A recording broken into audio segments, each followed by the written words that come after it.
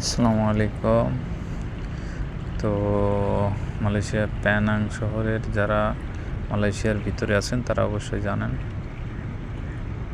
যে পেনাংয়ের কুইজবে মল পেনাং শহরের সবচেয়ে বড় মার্কেট শপিং মল। তার পাশেই হলো সাগরের কোনা আর কি।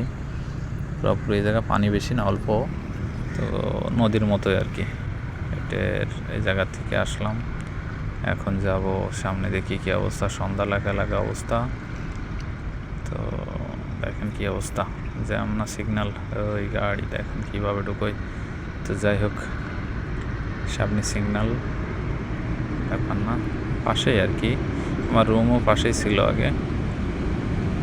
তো এটা হলো কুইজবে মল, আর ওই পাশে ছিল Q1। সিগন্যাল ছাড়ি দিতেছে, যাই এখন। তো সামনে যাই, দেখি কত দূর যাওয়া যায়, কী অবস্থা। তো যাই হোক, এটা কোনো ব্যাপার না।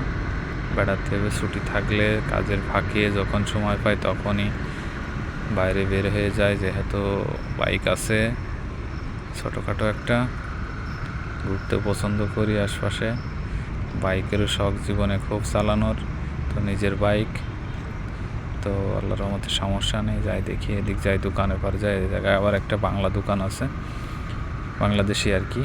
বাংলাদেশি দোকান, যারা বাংলাদেশের দেখতেছেন তারা অবশ্য জানেন না, যারা এর দেশে আছেন তারা ভালো মতো জানেন। তো জায়গায় নতুন দোকান হয়েছে, তো ওই দোকানে যাব। আছেন, খুলতে চায় না, খুলে দিলেও সমস্যা না, আমি উল্টো রাস্তায় তো এই জানি, তারপরেও সমস্যা নেই, যাই সামনেই, এই সামনেই দোকান, বেশি দূর না। চলে আসছি পার্কিংয়ের ভিতরেই, আমি উল্টো রাস্তা দিয়ে যাচ্ছি আর কি। এটা রাস্তার নিয়ম না সামনে থেকে আসার। তো যাই হোক, চলে আসলাম। এই যে বাংলা দোকান, এই জায়গা, এই যে এইটা বাংলা দোকান, এসে গেছি।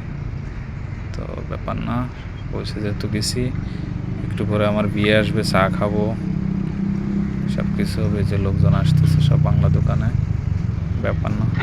যাই হোক, পরে আবার কথা হবে ইনশাআল্লাহ, আবার কোনো এক জায়গায়।